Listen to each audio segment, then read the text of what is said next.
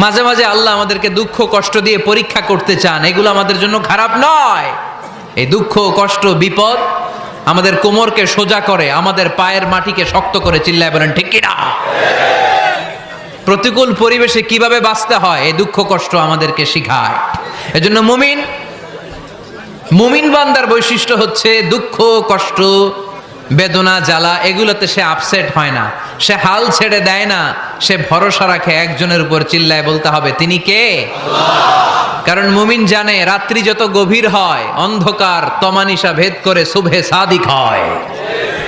মুমিন জানে গর্ভবতী নারীর পেটের ব্যথা যেই দিন বাড়তে থাকে ওই দিনই নতুন মেহমান আগমনের সময় ঘনাতে থাকে। মুমিন জানে তার জীবনে দুঃখ কষ্ট বিপদ যত বাড়তে থাকে সুখের দিন কাছে আসতে থাকে। এজন্য মুমিনের হারাবার কিছু নেই। ফা ইন্নামা আল উসরি ইউসরা, ইন্নামা আল উসরি ইউসরা। নবী হে, কষ্টের পরেই আছে আনন্দ, দুঃখের পরেই আছে সুখ। আপনি সমস্যায় পড়েছেন, ওই সমস্যার সমাধানও আছে না নাই? এই পৃথিবীতে এমন কোন সমস্যা আছে যেটা সমাধান নাই? কথা বলেন। সমস্যা তৈরি করেছে কে? আবার সমাধানও দিয়েছে কে? Allah doesn't create a lock without its key. Allah কখনো চাবি না বানাইয়া ওইটার তালা বানায় নাই। কথা কন।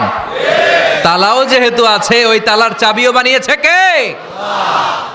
মা আনজালাল্লাহু দাআন ইল্লা আনজালাল্লাহু লাহু শিফা।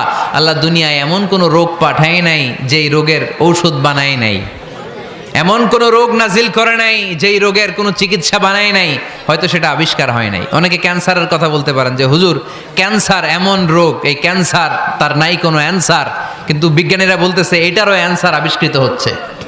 সুবহানাল্লাহ কইবেন না? কিছু